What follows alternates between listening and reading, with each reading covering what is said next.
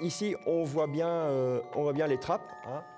Il faut savoir que ces trappes-là pouvaient s'échapper, on appelle ça des trains de trappes, sous les planchers à cour et à jardin. Attachées l'une avec les autres, elles pouvaient se séparer et disparaître sous les planchers.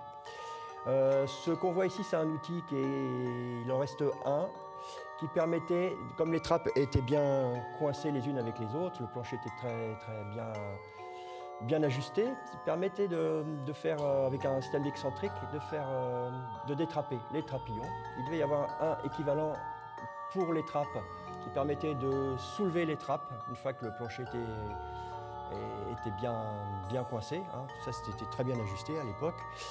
Et ça, c'est intact et c'est là depuis c'est le système qu'il y a dans tous les grands théâtres du 19e siècle. Hein. Et je ne sais pas si ça a servi beaucoup d'ailleurs. Moi, j'ai déjà détrappé. Hein.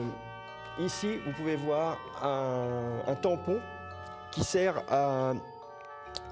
à faire, en posant une personne sur cette plateforme-là, et un machiniste de chaque côté peut faire sortir dessous de scène un objet ou une personne, après avoir enlevé une trappe au-dessus.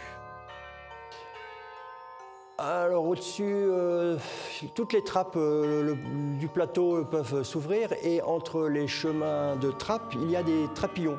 Et les trapillons qui servaient à déplacer, pouvoir faire cheminer les décors qui étaient plantés sur ce chariot-là, pour pouvoir changer de décor, pour pouvoir dans la même pièce avoir des scènes différentes. C'est pour ça qu'il y avait des rails parallèles, par deux, pour pouvoir avoir à chaque fois sur ces chariots des décors différents. Il ne reste plus que deux. Un cours et un jardin sur lesquels, moi quand je suis arrivé en 92, il y avait des draperies qui sont des espèces de châssis posés, des châssis qui font à peu près 1 mètre de large et 5-6 mètres de hauteur, qui permettaient de réduire le cadre du théâtre. On appelle ça des draperies, mais c'était une ossature en bois, quoi. Voilà, donc ces chariots-là, vous voyez, ça se déplace très facilement encore, hein, bien que ça ne sert jamais. Et c'est vraiment le modèle typique de théâtre du 19e siècle. Ils sont tous construits sur ce modèle-là, hein, avec des trappes, des poteaux, des costières, et tout ça est entièrement démontable.